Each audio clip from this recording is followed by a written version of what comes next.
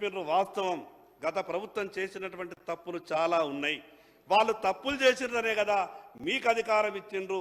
మీరు కూడా ఇంకా వాళ్ళ బాటలో వాళ్ళు చెప్పినట్టే అబద్ధాలు ఎందుకు చెప్పే ప్రయత్నం చేస్తారు? కౌలు రైతుల గురించి కనీసం దాంట్లో ఎందుకు మాట్లాడలేదో ఈ శాసనసభ నుంచి రాష్ట్ర ప్రజలకు సమాధానం వెళ్ళాల.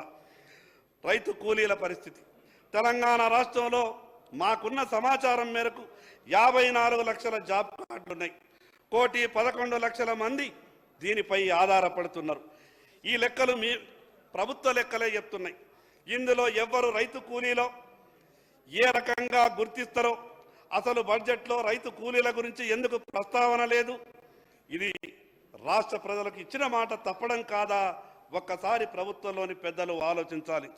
అధ్యక్ష, ఈ రాష్ట్రంలో ప్రధానమైనటువంటి హామీ 6 గ్యారెంటీలో వడ్లకు బోనస్ ఇస్తామని చెప్పిండ్రు. రైతుకు ఏ మాట చెప్పినా భరోసాతో నమ్ముతాడు అధ్యక్ష. అతి తొందరగా నమ్మేది ఈ రాష్ట్రంలో రైతే. ఏ పార్టీ వచ్చి ఏ మాట ఇచ్చినా నా బాధ దూరం అవుతుందేమో, నా కష్టం దూరం అవుతుందేమో ఒక ఆశతోని రైతు నమ్ముతాడు.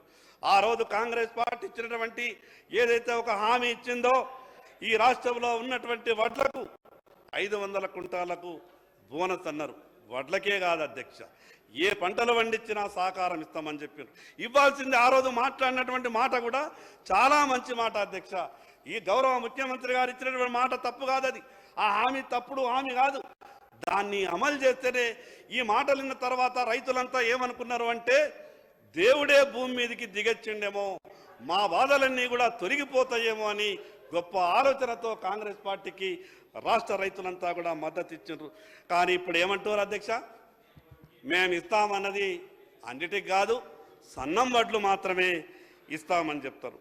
మరి ఆ రోజు ఓట్ల కొరకు సన్నం వడ్లు వండించేటోళ్ళే మాకు ఓట్లు వేయాలా, దొడ్డు వడ్డించేటోళ్ళు మాత్రం మాకు ఓట్లు వేయద్దని ఒక మాట అంటే సరిపోతుండే కదా. ఆ రోజు ఏమంటారు? రాష్ట్రంలో పండే వడ్లన్నిటికీ మేము 500 రూపాయల బోనస్ అన్నారు. మరి అటువంటిప్పుడు మేము అర్థం చేసుకోగలుగుతాం. ఈ రాష్ట్ర ఆర్థిక పరిస్థితి బాగలేకపోవచ్చు, మీకు ఇవ్వాలన్న ఆలోచన ఉన్నా కూడా ఆర్థిక పరిస్థితి మీకు మద్దతు ఇవ్వకపోవచ్చు. దానికి ఇంకేదన్నా ఆలోచన ఉంటే, దానికి ఏదన్నా మార్గం ఉంటే ఈ సభ ద్వారా ఆలోచిస్తే, అన్నా నేను ఎవరిని కూడా ఏమంటలేనన్నా, మీరు చెప్పిన గొప్ప అన్నా, మీరు మాట్లాడిన మంచి మాటలు కూడా చెప్తున్నా కదన్నా. స్పీకర్ సార్ నేను ఎవరిని ఏమంటలేరు, మీరు మాట్లాడిన మంచి మాటలు చెప్తున్నా. మీ ముఖ్యమంత్రి గారి గురించి గొప్పగా చెప్తే గొప్పగా చెప్తున్నా. సార్ మినిస్టర్ గారు ఇప్పటిదాకా శంకరన్న గారు చాలా విషయాలు చెప్పిండ్రు. 10 సంవత్సరాల కాలంలో ఎన్నో వస్తువులకు ధరలు పెరిగినాయి. గత 10 సంవత్సరాల క్రితం ఇచ్చిన 200 పెన్షన్ ఇప్పటి వరకు సెంట్రల్ గవర్నమెంట్ రిలీజ్ చేస్తుంది. ఓల్డ్ ఏజ్ వాళ్ళకు, అదేవిధంగా ఇతరులకు ఎక్కడ కూడా పెంచలేదు.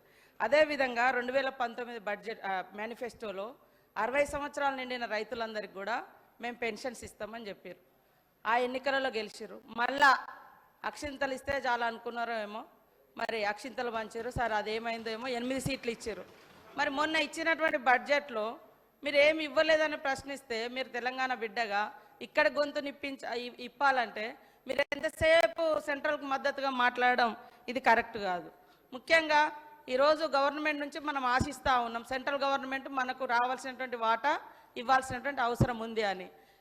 దాన్ని మీరు మాట్లాడకుండా మమ్మల్ని పదే పదే నిందిస్తారు.